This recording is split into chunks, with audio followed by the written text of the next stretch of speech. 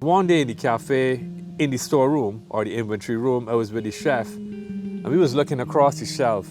I was looking, tamarind, imported, pineapples, imported, ginger from China, turmeric from St. Vincent, and mango juice from India in a tin. And I was like, this is crazy. Like, chef, all of this stuff that we've imported could be grown here. This is totally unsustainable. This cannot be economic development. Some way, somehow, we have to move away from this dependency syndrome, this import syndrome, and carve out our own food security. It's kind of a recurring theme too. It has been spoken of over and over and over. Whether you listen to brass stats or you're talking to other farmers, we need to be more sustainable. At one point, Barbados was sustainable. We didn't need to import very much. It's years and years of people not practicing farming that has led us away from farming.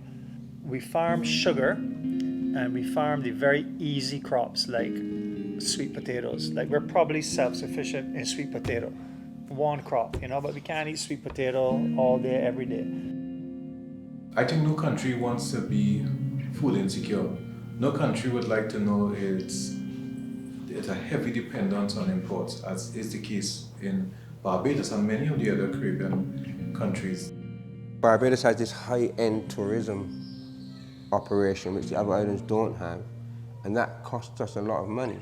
Because we have maybe, 1 million people come through the island every year, and we have to feed that 1 million people. And that's like 3 times our population. So where do we find the resources to feed an extra 750,000 people? We need to grow more of our own food and eat it. That's the challenge. And eat it, that's a challenge. Barbados, the most easterly island of the Caribbean, imports an estimated 90% of its food. The impacts of recent sanitary, political, and climate crises on global trade and prices have renewed the debate around food security on the island, while agriculture has declined dramatically since the end of the last century. While some attempts have been made at increasing local food production, they have had limited success as food imports keep rising to the detriment of local traditions and health of the Bajan people. Given these issues, with a highly productive climate and plenty of agricultural land, why not produce more food for local consumption? I really can't think of anything that would stop farming from developing in Barbados. There's no shortage of money, there's no shortage of land, there's no shortage of rainfall, there's no shortage of good soil, there's no shortage of the knowledge and the technological advances that have been made. Our agriculture is old and it's stuck in the sugar industry that's on thinner ice than it's ever been in its existence. And does the world need more sugar anyway? The biggest challenge is people. If there were enough people with enough resources to put the infrastructure in place, we could produce all the food we could eat in Barbados, no doubt. First of all, there's our history of the sugar industry and slavery. So that actually created almost like people don't want to do agriculture because they associate it with that terrible time. I knew nothing about agriculture. I only used to hear it from, talking about in history class, and my grandmother telling me about how you had to be carrying up the sugar cane on loads as it go off to the mill. And it was always spoken in a derogatory term. You understand? Like, she was like, that's something that you don't want to get into. My grandmother, one minute she was like, oh boy, don't go out there, the sun too hot, you're too strong, don't go in the sun, don't play up in the dirt, go and sit on the office or go and get a government job. That's the go-to, the government job. One of the biggest problems why a lot of people don't want to get involved in agriculture is because the farmers' business models aren't that good. You understand? And look at this. The majority of the land around us don't have much, infrastructure for anybody to come and work, any place to, use the bathrooms to wash them hands. And unless, we improve and really invest in agriculture, it can always be that problem. We can got a lot of people that own land, but a lot of people that don't want to work in agriculture, and you need workers first before you can even start to think. Land can sit on all year. If you don't got nobody to till the soil, nobody to pull the weeds, nobody to plant the things, if you don't pay people a proper wage to come and do the job or create the environment for them to thrive within the industry, then you can find a lot of people can get a bachelor's degree, they can get an associate's degree, and then they can go Canada, they can go America, they can go where they're valued, where their skills are valued. Right now, agriculture isn't valued in Barbados, so a lot of intelligent people that can get involved in agriculture can leave as a fault of us. Yeah. We have to also look at the challenges that farmers have because, and that's part of the system as well, that we need to change, that we need to improve on. The farmers need to have incentives to grow. We still don't have a tractor, but if you have a schedule for your crops and you don't get the plow to come when you want, then you're throwing off your crops. If the tractor man get up late or he had 3 jobs and he only finished 1, but he can't get to you yet, that sort of thing. So we need to put systems in place for farmers to be able to do their work. Because we talk about consistency of produce to market. How are you going to get consistency of products to market when you don't have consistency in getting your plow in the ground, in getting the seedlings in there on time? Those are some of the problems. And then they have incentive schemes set up at the ministry that some farmers, because they might not know how to write, they will not capitalize on those incentives. They might not even be aware of the incentives. So some sort of education, some knowledge has to go out there. There's a lot more that the agricultural ministry can do. They need to use those people who have the knowledge, and there are a lot of people out there with knowledge. We have some youth, they were up here up to yesterday. This is the second cohort of youth that we are training in agro-processing. My husband taught them agriculture last year because they need to know where food comes from. Yesterday we took them on a tour and they saw other farmers, and they get different perspectives. They got to see their ranch with the horses and so on and got all excited. Another farmer said, "You can come and bring them over by me." Some people say the youth are not interested in agriculture. That's not true. A lot of them are. Okay, and some of them have even started doing their own thing at home with what little spaces they have, and we need to encourage that. We don't get any money from the government for doing this. A lot of it is volunteer work. But my thing is, the youth need to learn. We have some older people who would have been farmers in their youth. They're old now. They're still sitting on a 5-acre lot that nothing is happening. And there's some youth out there learning, getting the knowledge, acquiring the skills that don't have land. You understand? We need to pair those youth with these people so that the youth can work the land. They can still share their produce with the owner. You understand? That body wouldn't have to go and look for food. Food would be right there on their property. And the youth can get a portion to sell to make a living. That should be happening. There's a property down there that's 20 acres. Nothing is happening with it. Nothing. Okay? This one right here below us, that's 21 plus acres. And it's just a little church. I'm also a part of the Women in Agriculture, right? And for so long, we've been trying to get government to look and see exactly what we need to do as far as seed security, food security, and so on. But then you have governments change hands, and then you have problems because one government you speak to might start doing something, the other government comes, shelve that, and then it just, with this government, we're seeing changes, right? I would love to see them go further with these changes. I would like to see them being implemented, not just talking.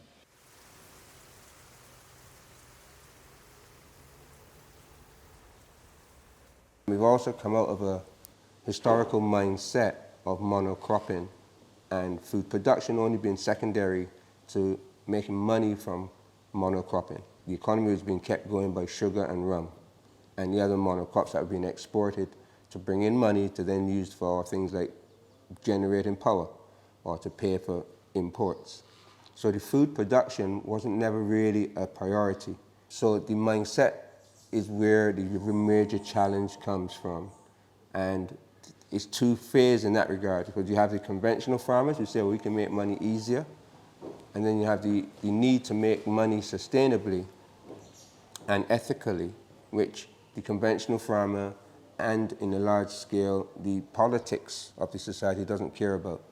The ethics is only because you don't want to get locked up for doing something criminal. It's not really about how do we make sure things are clean and nice and good for everybody else in generations to come. So the short-term view is let's make money.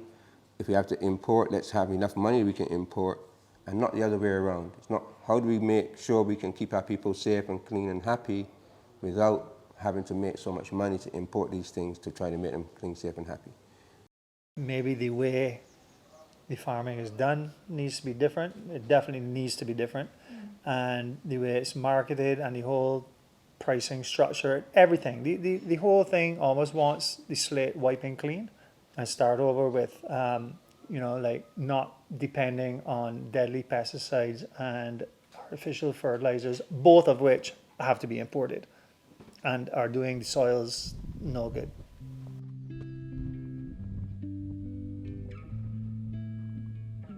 There's a disconnect where it comes to understanding about our ecosystem and agriculture and our food production. Everything that we do has consequences. When we did the permaculture course, that cemented in our minds, well, really and truly, we should have some sort of integrated approach to farming, where we use the animal manure to go back into the ground to bring good soil health. And then from that, we grow our crops and we eat the crops. So the whole system is circular. When we grow proper grasses without all the chemicals, animals benefit. When we slaughter the animal, if you eat animals, you benefit. I'm putting it that way so people can understand that that system should be what drives our food system. I'd like to see the whole island producing everything organically, really, because we're small enough. It's not as though we're a huge place where you've got to fly over the land to spray or anything. We've got really small plots. And even though we see the plantation lands as huge tracts of land, it's only huge tracts of land because it's owned by one person. But if that was split up into communities, you know, it's quite manageable in organic systems. You have a ripple effect for everything else around us. We'll attract tourists because of that. We'll keep our seas around us pristine, our water will be clean, and it will be sustainable. We'd employ more people. That's where I'd really like to see the organic movement going. Founded in 1997, the Organic Growers and Consumers Association counts over 20 farmers that use organic methods on over 500 acres today. They are not alone. Around the island, initiatives adopting and teaching sustainable farming practices have multiplied in the last decade, but one issue remains common to both conventional and organic farmers.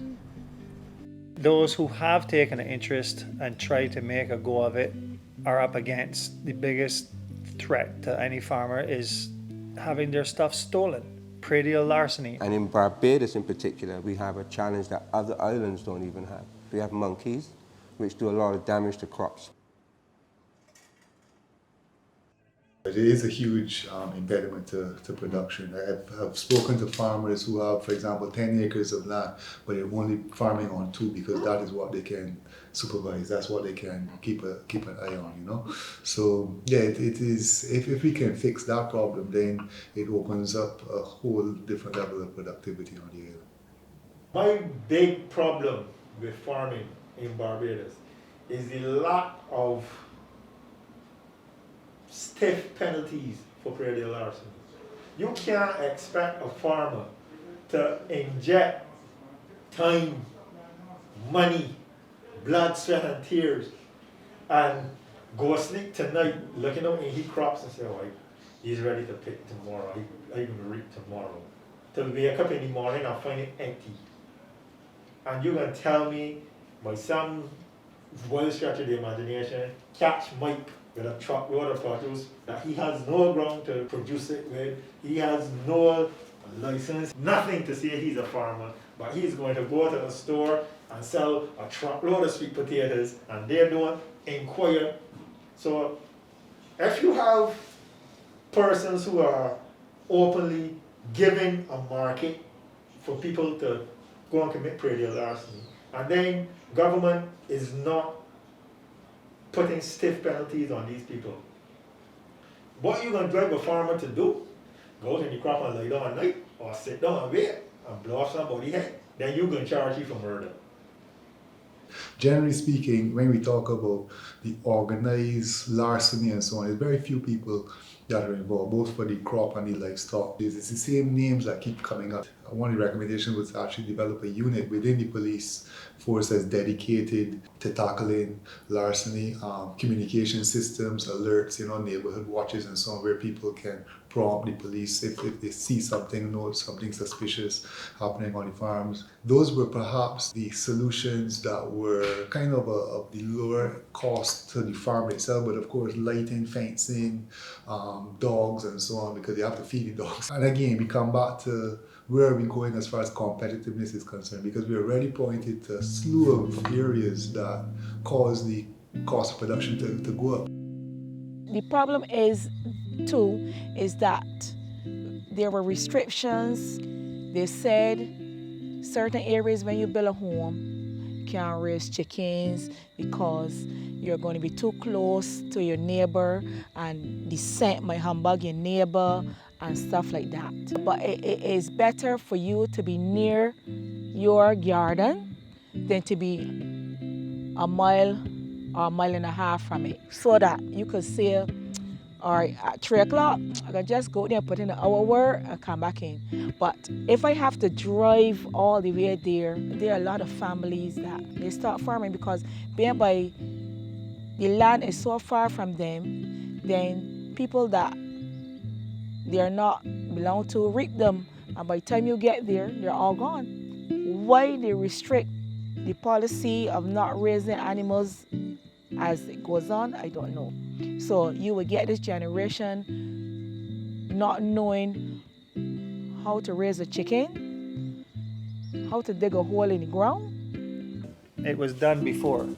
In the Second World War, shipping was inconsistent and we were self-sufficient back then. But things have changed since then, and whereas many people kept like a kitchen garden and kept a couple of animals or whatever, that has shifted, and way less people do that, and way more people are just eating from the supermarket. Simple as that, and that's all imported food, and it's so it's found us in a position now where we're actually very, very far away from food security and food sovereignty. Very far. We could do it, but until we're pushed, because otherwise, we're on a Western kind of, everything is imported from so far away, some things as far as New Zealand and Thailand. I mean, you just think in terms of the carbon footprint and all those things now that we're getting a little conscious of, whereas, years ago it was just like, oh, the more we can get, the better, And then you got 30-something different types of mayonnaise in the shop. And do we need it, It's just a model that we're following. But, when you have a sort of semi-crisis situation, then it kind of brings it to mind that we could do. Regardless of what else you're doing, I mean, you can become a lawyer, veterinarian, whatever else you're doing, everybody needs to eat. So to me, a farmer is the most secure job, across the board. Food prices going up. If you can't get gas for the car, diesel for the van, you still got to go and get something to eat. And it's good if you can go in your backyard. The closer you can go to get something to eat, the better. Supermarkets, the quality, the price, the quantity, and basically you don't know what is you're eating. Because in agriculture sometimes we have crop theft, and You don't know if those crops were sprayed, what insecticides were used, if they were raised organically, or if it was... A lot of that stuff comes in for a lot of people now, not just getting something in their stomach. What is food? Food, that can be interpreted in many different ways, but primarily I would like to say food is anything that can be consumed that results in nutritional benefit or mental benefit.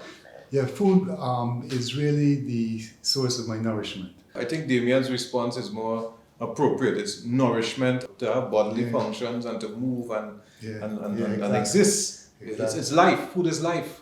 Food is really life. Mm-hmm. That's right, yeah. I believe food is a human right. It's that which nourishes us on many levels, so the physical, the emotional, and the spiritual.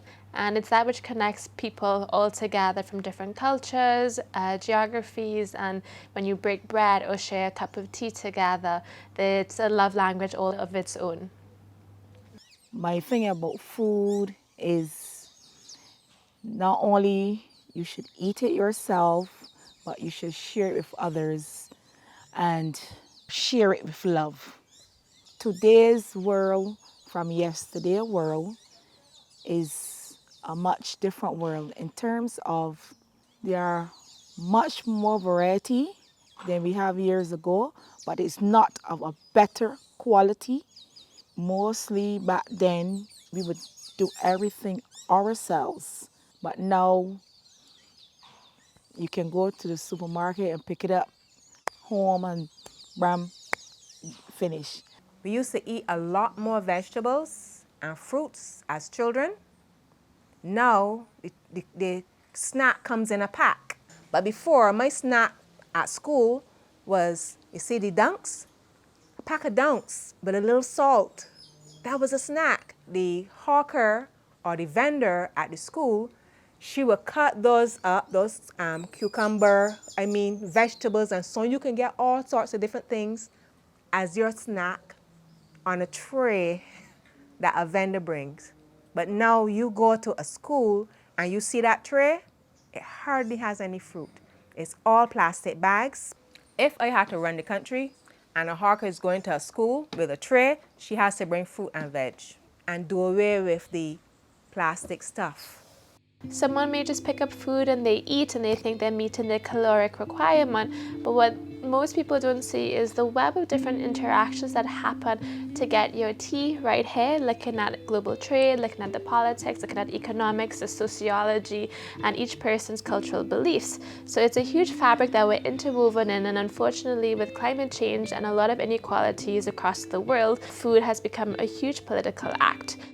With the rise of multinationals such as KFC and conglomerates that push for fast food, slow food is a way to go against that. So the history, Slow Food International was started by Carlo Petrini, and when you saw the rise of McDonald's in his town area in Italy, he gathered his friends to protest. And so that was a way of him saying we don't want a fast food chain to come in and, you know, threaten our local culture around all the traditions about food, again, around health and well-being.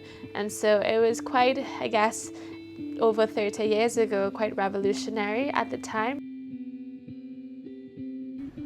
Slow food is one of the food movements that have grown since the 90s to challenge the impacts of global trade on local lifestyles. Food sovereignty is another movement that had a lot of success across Latin America and Asia to fight for the right of local peoples to define their own agricultural and food policies. While food sovereignty has a lot of potential for Barbados, it is strangely absent from the Caribbean. We rather speak of food security, which focuses on availability, accessibility, and stability of food supplies. But through food security, no one gets a say about what is made available to them and at what price. The word globalization, I would say it is a kind of recolonization of the South by northern corporations. But it doesn't stop there. It's a kind of colonization of their own peoples inside their own countries also. I was shooting a movie in Senegal in 2008, if I remember correctly, and my director, Moussa Senabsa, was telling me, Mood, you people in Barbados, you're not very smart. Because when you talk about wanting to create or make a creative industries in Barbados, it's not really going to work because everything we put in our mouths in Barbados is imported. And he was like, Mood, food is the first art. And if you don't own it, how can you then talk about being creative and owning your own sovereignty and identity? And to be quite honest, that struck me. That resonated. I got upset. I got angry with him too. But when I came back to Barbados, it stuck with me. And that, in my journey of reinventing myself after the financial crash of 2008-9, what we call the lost decade in Barbados, was that, maybe you need to go back to the roots. Maybe you need to go back to food as the first art and personal reinvention, but also on a national level, we have to have food sovereignty. The breadfruit and the cassava and those things are all now non-gluten. Those foods which were considered, because it's the foods that the slaves ate, and so they were considered kind of lowly or whatever, say, what poor people eat those foods, but in fact those foods are more nutritious generally and healthier for you. I think in the Caribbean, I would say the Rasta culture would have emphasized it. Once the rest of the world says, wow, this is like in, we've got people now making cassava flour, coconut flour, breadfruit flour. I did agro-processing at a community college with a lady called Miss Marion Hart. So Miss Hart taught us how to make the flours. And it's easy. There are different steps for some of the things because the cassava you need to take all the starch out from the cassava. The breadfruit, you just soak it in salt water and you take out whatever little starch is in that, and then you dehydrate it and then you grind it. It's simple. Those things are simple. It's just a matter of knowing. I mean, I think what happened is people got educated away from, it's like, remember when there was one time and then it was like, tinned milk or whatever is better than breast milk, and people went to that and then of course had to come back to, oh no, natural is best, So I think what happened here in the island is going through when we were like more of an early development process, which meant that we were now getting all the bad influence. People never ate yellow dye cheese Reese's and whatever, and like people ate better before. And then we started getting all the stuff with all the preservatives, Definitely I would say, in terms of a personal sovereignty, is that you know where your food is coming from, you know what's gone into producing it. And I think that if you do that, then you can control your health and your well-being. And to me, that's a level of sovereignty that I would like to continue to have. I think over 30% of insurance claims are towards the treatment of NCDs in Barbados. Quite a few of the hospital beds, quite a few of the drugs brought in and the treatments and so on that are administered here in Barbados are attributable to diet-related diseases. The government is complaining about our healthcare system. They need to start to look and do some sort of assessment when it comes to the health of our people, right? See what they're eating. With 1 in 3 adults being hypertensive and 1 in 5 diabetic, non-communicable diseases, or NCDs, are the most important causes of mortality in Barbados. And on top of the burden of NCDs on healthcare and the lives of many people, new sources of motivation to produce healthy local food have appeared since 2020. The COVID-19 pandemic, the ashfall following a volcano eruption on neighboring island St. Vincent, Hurricane Elsa, and more recently, the Russo-Ukrainian War, have together caused an unprecedented decline in revenues from tourism, the main driver of the Bajan economy. Meanwhile, food prices skyrocketed and the distribution system was hampered by delays and disruptions. COVID came along and we went into lockdown from about March, April or so. And our food supplies were started to be regulated, certain days of shopping, people not working. And next thing, every other person was gardening and growing food. And so I think that was the thing that really brought to a lot of people's mind immediately, like what our situation could be, because we are so dependent on the outside world for so many of our food supplies. It's only recently I've started, me personally, I've started seeing sections in the supermarket that sell local produce. Day before yesterday, I actually went and I purchased 2 bananas. 2 bananas cost me $2. They're local bananas, they're great. There's lots of bananas growing in St. John, St. Joseph, and so on. But then I went to one large supermarket here that imports. For $5, I got about 20 bananas. So there's something missing in that equation for me when it comes to local produce. Sure, the cost of producing locally is high because the wages in Barbados are higher and there's less scale and all that economic stuff. But there's no way you should be able to import something into Barbados. And it applies to things, other produce too, meats and so on. You import it into Barbados, put on a markup, sell it, and it is still like way lower than it costs to produce it locally. Something in there doesn't add up for me. That is a situation that can also be quite easily rectified. Government can take a position to protect local farmers by restricting importations. That's one avenue that has been used for decades. I'm not convinced that that is even necessary. Governments will want to see import substitution, ECA, the other agencies will want to do that, but we also have to recognize that consumers are the ones that buy food, and we have to try to change consumer preferences. So while we're talking about import substitution, we have to ensure that consumers recognize the value of buying local, of buying from regional sources. I think that consumers in general do not value the quality of the products that you can obtain locally without necessarily using tons of pesticides, without the transportation costs, all the energies that is being used for importing fruits and vegetables from abroad.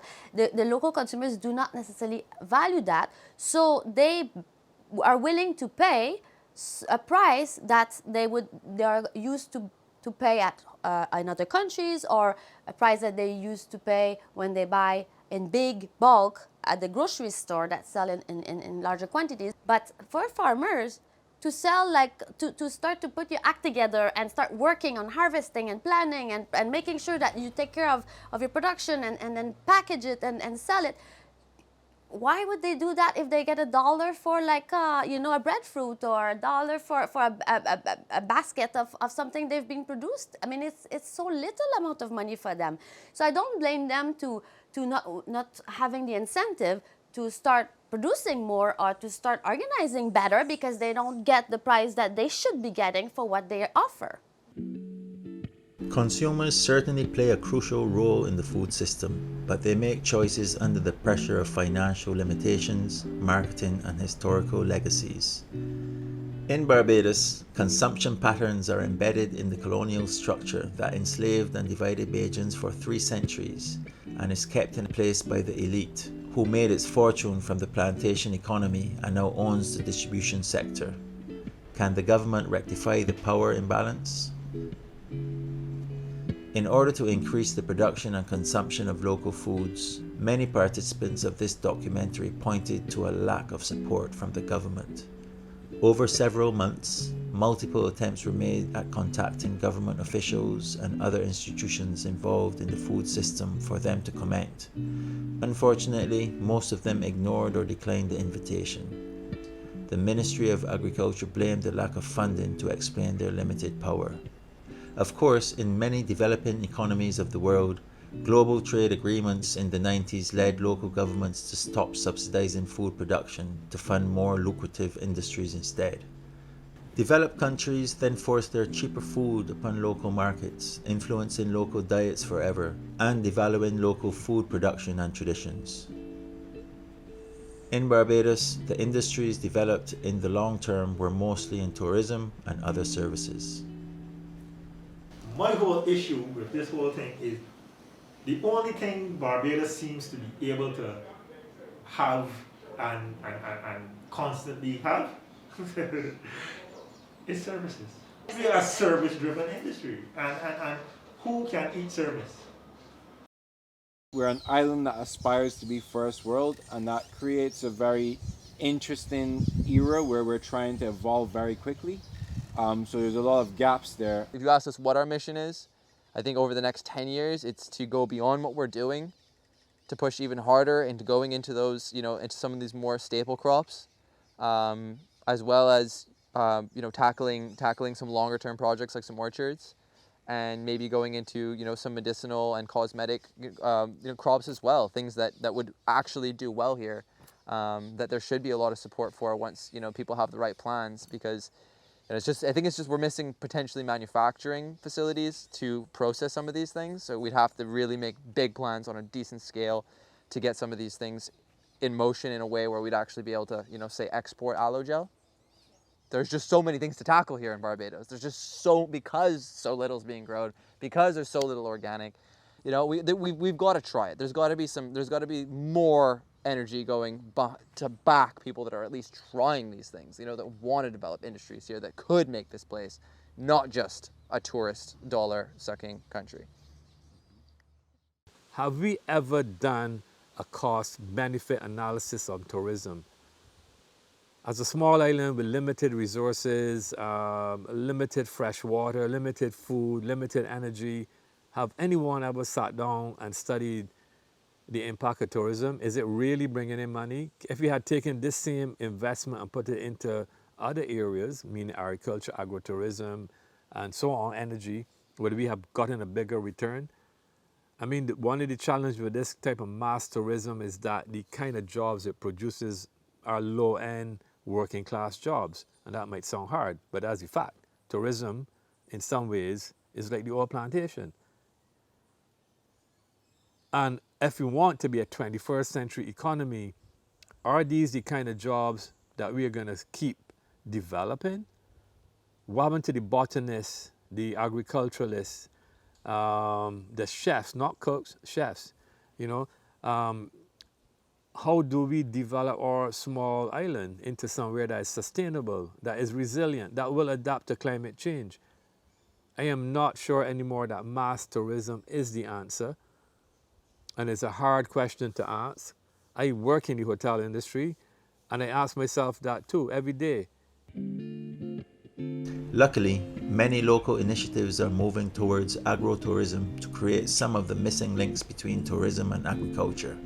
Together with the growing movement of farmers innovating to substitute imports and agro-processors putting local produce back at the center of their craft, they can use tourism as a driving force rather than a challenge to local food production. To encourage these initiatives, both governments and consumers need to put more resources into the food system. Too long, agriculture has been considered strictly as a business, to be left to the forces of the global market. But isn't it, like healthcare and education, one of the fundamental institutions we need to survive and flourish? Are we prepared to do what is necessary to ensure food security? And I'm not talking about the governments and the agencies necessarily, but the average Joe on the street. Are we willing to change our consumer preferences? Are we willing to make the hard decisions, for instance, with the monkeys? Are we willing to go and eradicate the monkeys to enhance food production? Are we willing to stop the guy who's stealing stuff and selling it on the side of the road, putting him in jail? These are the things that you have to consider. Are you going to try to change your consumption patterns? I need some broccoli, I need some sweet potato, I need some locally produced fruits. Are you going to do that, or do you prefer to simply buy pizza?